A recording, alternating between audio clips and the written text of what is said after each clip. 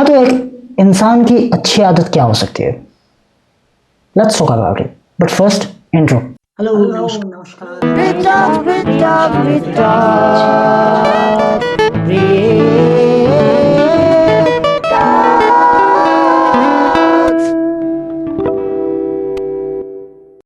Hello, namaskar, welcome back to Brit Talks, where we talk about music videos, movies, books, social issues and whatnot. And आज हम बात करेंगे एक अच्छी आदत के बारे में जो कि है पढ़ना। एंड आई डोंट मीन के एग्ज़ाम वाला पढ़ना, एकेडमिक पढ़ने की बात नहीं कर रहा हूँ। To read the books out of your syllabus, academic syllabus.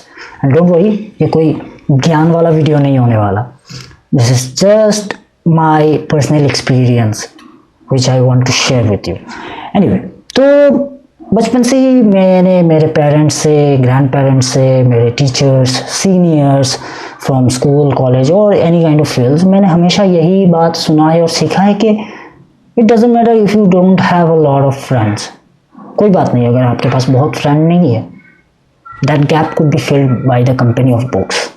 आपके पास जो दोस्त नहीं है उसका जो खालीपन है वो आप अच्छी किताबों से भर सकते हो। There is no better friend than a book. लेकिन वो बुक अभी आपके लिए अच्छा है कि नहीं वो आपको डिसाइड करना होता है। And here's today's catch. आज मैं बात करूँगा 5 किताबों के बारे में जिन्होंने मेरा टाइम तो डेफिनेटली वेस्ट किया हुआ है। आई feel like I am never gonna get that time which I wasted on reading those books. And before going any further in the video, I would like to say that ये मेरा personal opinion है as an honest reader।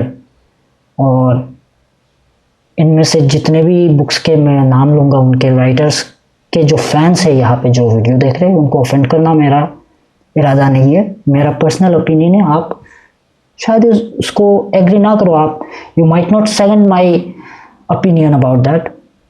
That's totally fine, but I'm entitled to my opinion. Indian Constitution gives me the right.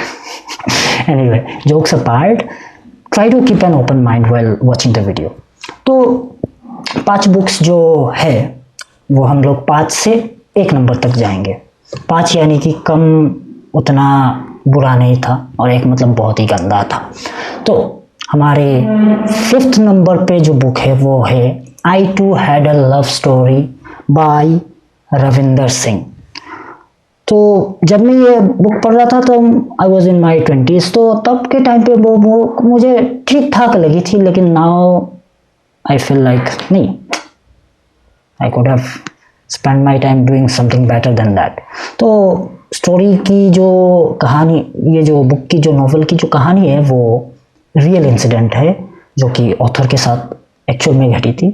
तो book का synopsis simple story है जहाँ पे उनके 4 दोस्त कॉलेज रियूनियन में मिलते हैं, वहाँ पे फैमिली लाइक फ्यूचर प्लानिंग के बारे में वो लोग बात करते हैं। तो एक दोस्त रविंदर सिंह को सजेस्ट करता है कि वो शादी क्यों नहीं कर लेता है, and for that he should try the शादी.com वेबसाइट। तो रविंदर सिंह उसी को ट्राई करते हैं और उनको पहले कुछ लाइक सक्सेस नहीं होता, लेकिन ऑल ऑफ ए सडन एक ठंडी हवा का झोंका बन के खुशी उनकी लाइफ में आती है and they and up falling in love. उनकी शादी भी तय हो जाती है, लेकिन अनफॉर्चुनेटली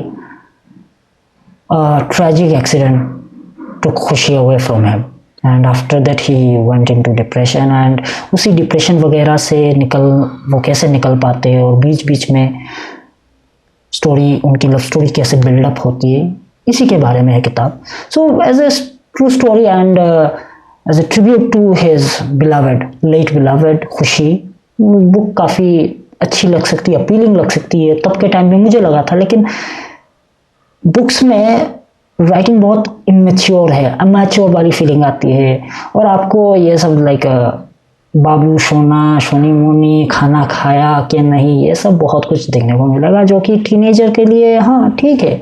एक टीनेजर तब वो बच्चा रहता है जो बच्चा बड़ा हो रहा है धीरे धीरे, तो उस टाइम के लिए ये बुक ठीक है। लेकिन now when I look back I feel like it was a waste of time as an honest reader, I am telling it. 4th पे है फोर्थ और थर्ड पे हमारा जो बुक है वो है सेम राइटर का लिखा हुआ दुर्जय दत्तो का। फोर्थ पे है she broke up I didn't. तो नाम से ही आपको पता है उस बुक्स में कुछ खास ऐसा कुछ नहीं है। एक लड़का है जो कि रिलेशनशिप में है, लेकिन वो बीच में बहक जाता है, किसी दूसरी लड़की के साथ चीट करता है अपने गर्लफ्रेंड को, एंड उसके बाद कैसा होता है, वो कैसे मनाने की कोशिश करता है, दैट्स इट, और कुछ नहीं है। एंड थर्ड पे है दुर्जय दत्तो का ही लिखा हुआ of course I love you till I find someone better. ये दोनों के टाइटल से ही आपको पता चल गया होगा कि स्टोरीज क्या हो सकती है। Infidelity, cheating, self centred narcissism, यही सब मिला था, to be very frank. And ये दोनों किताब मैंने बुक फेयर से ख़रीदा था, डिस्काउंटेड प्राइस में मुझे मिल गया था। मुझे किसी ने सजेस्ट किया था कि पढ़ के देख, अच्छा है, तो मैं भी इन्फ्लुएंस्ड हो गया। और मुझे नाना जी के घर पे जाना था, गांव पे था, तो वहाँ पे उनके घर पे तब उस टाइम पे टीवी नहीं आया था, तो मैंने सोचा कि चलो ठीक है, बुक्स दो रहेंगे तो मेरा टाइम पास अच्छा हो जाएगा। एंड वो पढ़ने के बाद सीरियसली आई फेल्ट लाइक मेरा पैसा बर्बाद गया, पैसे से ज़्यादा इम्पोर्टेंट मेरा टाइम ख़राब हुआ। अभी मैं सोचता हूँ कि काश मैं मेरे नाना जी के साथ बात कर ली होती या फिर नानी के साथ टाइम स्पेंड कर लिया होता तो कुछ अच्छा मुझे सीखने को मिलता, कम से कम अच्छी मेमोरीज तो बन जाती।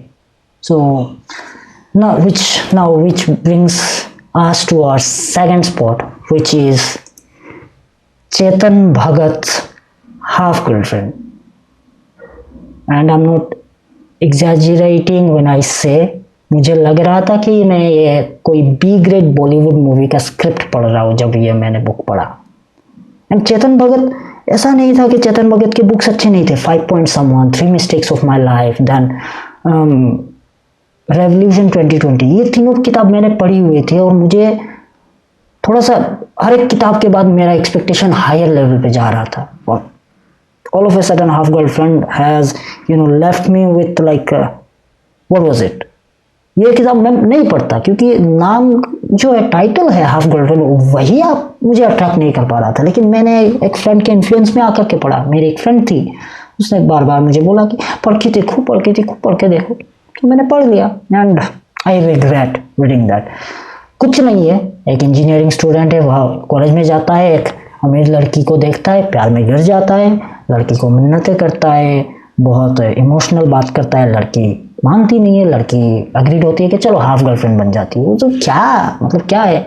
And surprise, to my surprise, कुछ सालों के बाद पता चलता है कि यही स्क्रिप्ट पे मूवी भी बन गई और लोगों ने मूवी भी देखी। Anyway, now it brings me to our first spot. wait for it, and the book is The White Tiger by Aravind Adiga, जो कि 2008 को आई थी ये नॉवल। एंड ऑनेस्टली स्पीकिंग, ये बुक ना टाइम तो वेस्ट इसने किया ही किया, साथ ही में इसने मुझे बहुत ऑफेंड किया। I was so angry after reading this book. And क्योंकि ये बुक ना आप हमारे इंडियन कल्चर्स, हमारे जो गांव के लोगों को इतना नेगेटिव वे में इसको रिप्रेजेंट करता है ना, आप अगर पढ़ोगे तो आपको समझ में आएगा। क्योंकि ये बुक में क्या होता है, एक तरीका होता है लिखने का, आपका नरेशन आप कैसे करते हो, ये पूरी तरह से हमारे इंडियन कल्चर्स को पूरा नेगेटिव दिखा रहा था। I felt that way. तो स्टोरी का सिनॉप्सिस क्या है, जहाँ पे बलराम जो कि प्रोटैगनिस्ट जिसको दिखाया गया, लेकिन I would say he was an antagonist. वैसे तो देखिए, एक टेररिस्ट को भी लगता है कि वो बहुत ही अच्छा काम कर रहा है। एनीवे, तो बलराम जो क्या करता है, वो अपनी स्टोरी बताता है एक लेटर के थ्रू, जो कि वो लिख रहा है चाइनीज प्रीमियर को, जो इंडिया में आए हैं, इंडिया में घूमने के लिए और पॉलिटिकल रीजंस की वजह से आए हैं, और उनको वो चिट्ठी लिख रहा है। और चिट्ठी में चाइना को वो बहुत ही तारीफों के पुल बांधते हुए, China is a land of diversity, secularism and tolerance, और क्या क्या नहीं। और हमें सबको पता है कि चाइना कैसा देश और इंडिया और चाइना की कैसी है, तो ऐसा दिखाया गया है। तो एनीवे, तो स्टोरी में क्या होता है, वो एक गांव से बिलोंग करता है, गांव का लड़का है जिसको हैंड टू माउथ सिचुएशन है, जिसको खाने के वांदे, जिसको पढ़ाई नहीं पूरी कर पाता, वो उसको पढ़ाई करने का मन था लेकिन गरीबी की वजह से पढ़ाई नहीं कर पाता, उसके घर वालों ने उसे ज़बरदस्ती कोयला तोड़ने के लिए पे लगा दिया काम पे। यही सब कुछ, हाँ कुछ हद तक हो सकते हैं, ऐसा अभी भी होता है। बहुत सारे ऐसे गांव है जहाँ पे बच्चों को पढ़ाया नहीं जाता, काम पे लगा जाता है, लेकिन अभी टाइम्स आर चेंजिंग। एंड जिस टाइम पे ये बुक आया था उस टाइम पे child labour was illegal already, फिर भी बच्चे काम करते थे, आई एग्री दैट। लेकिन एक बात आप मुझे बताइएगा कमेंट में कि generous, loyal, down to earth people कौन होते हैं? कौन से लोग जेनरस, दयालु, शरीफ, तहजीब वाले कौन लोग होते हैं? I would say people from village, जो गांव के लोग होते हैं वही होते हैं, क्योंकि उनके पास कुछ ना हो, उनके पास अदब होता है, कायदा होता है, नम्रता होती है, ग्रेटिट्यूड रहता है, जो एक शुक्रगुजार होने वाला जो एक एहसास होता है ना, जो वो गांव वालों में दिखता है। क्योंकि एक रिच पीपल को आप अगर मदद मांगोगे तो वो अमीर इंसान क्या सोचेगा कि इसको मदद करने के बाद मुझे क्या फ़ायदा होगा, लेकिन एक गरीब से आप अगर मदद मांगोगे तो वो ऐसा नहीं सोचता, वो हमेशा सोचता है अरे मेरे पास है ही क्या, जाएगा क्या, चलो एक इंसान का मदद कर देते हैं, भगवान का काम होगा। एंड इस बुक में टोटली ऑपोजिट दिखाया गया है, जहाँ पे दिखाया गया है कि एक गरीब इंसान लालची होता है, धोखेबाज होता है, डिसलॉयल होता है।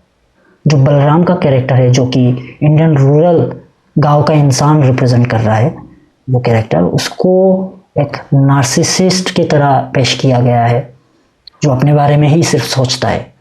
उसको फैमिली की कोई वैल्यूएशन नहीं है, उसको इमोशंस की कोई वैल्यूएशन नहीं है, जो डिसलॉयल है, जो अपने ही मालिक को धोखा देता है। तो वो इंसान क्या करता है, वो बताता है लेटर में चाइनीज प्रीमियर को कि वो कैसे गांव से निकल करके एक सक्सेसफुल एंटरप्रेन्योर बना, एक बिजनेसमैन बना। कैसे बना, उसने क्या किया, वो अपने गांव के ही एक अमीर फैमिली पे एक ड्राइवर की तरह जॉब उसको मिल गया। और वो जो अमीर फैमिली है वो पॉलिटिशियन है, और उन्होंने ऐसा कोई क्राइम नहीं है जिसको नहीं किया होगा। And they are also like Hindu Brahmin family. Anyway, हो सकता है, आई डोंट माइंड। तो वहाँ पे वो ड्राइवर का काम करता है, लेकिन उसके साथ बहुत डिस्क्रिमिनेशन होता है, हो भी सकता है, होता है कुछ कुछ जगह पे। लेकिन जिस तरह से दिखाया गया है ना, ओवर एग्जेजरेशन, पर्टिकुलरली बायस होकर के एक कम्युनिटी को आप इतना नेगेटिव दिखाते हो, विच स्ट्राइक मी। उसके बाद वो क्या करता है, दिल्ली चला जाता है अपने मालिक और उनके मालिक के वाइफ के साथ। तो वहाँ पे वो अपनी मालकिन पे गंदी नज़र से देखता है। हर कोई लड़की जो उसके आजू बाजू में होता है उसको वो गंदी नज़रों से देखता है। ही always thinks about having sex with them, and उसको और कोई काम नहीं है। और उसके बाद वो इवेंचुअली क्या करता है, वो अपने मालिक को जान से मार डालता है। कांच की बोतल उसके सिर पे फोड़ करके एकदम टाक देता है और पैसे लेके भाग जाता है। और बेंगलुरु में जाकर के कैब सर्विस वो चालू करता है। ही बिकम्स एन एंटरप्रेन्योर। तो ठीक है, उसका स्ट्रगल दिखाया उन्होंने, लेकिन एक जो पॉइंट ऑफ व्यू रखा गया है कि आपको अगर रिच होना है तो आपको पॉलिटिक्स ज्वाइन करना है, या तो फिर आपको आपके मालिक को लूट लेना है। यही लास्ट में बताया गया है। तो एसी रूम के अंदर बैठ के गाँव वालों पे कुछ भी लिख देना बहुत ही आसान होता है, लेकिन अभी एक्सेप्ट करना ना करना वो रीडर के हाथ पे है। तो आई थिंक ये बुक बहुत ही नेगेटिव एक इम्पैक्ट डालती है, specially for the rural India. और ऐसे बुक्स ना एयरपोर्ट्स वगैरह पे, बड़े बड़े बुक स्टोर्स पे ना बैनर लगा लगा करके उनको सेल किया जाता है, बताया जाता है कि ये बहुत अच्छी किताब है, बेस्ट सेलर है। और ये बेस्ट सेलर भी था। एंड टू माई सरप्राइज इस बुक को बुकर अवार्ड मिला है। Can you imagine? व्हाटसोएवर। तो बात यह है कि अभी आप सोचिए, एक फॉरेनर एक दूर देश से बिलेत से आया हुआ एक इंसान आकर के देखता है एयरपोर्ट के बुक स्टोर में बैनर लगा हुआ है best seller Booker award prizes this book, और वो ये बुक पढ़ लेता है और उसको रूरल इंडिया एक्सप्लोर करना है, और वो एक्सप्लोर करने से पहले उन्होंने ये बुक पढ़ लिया।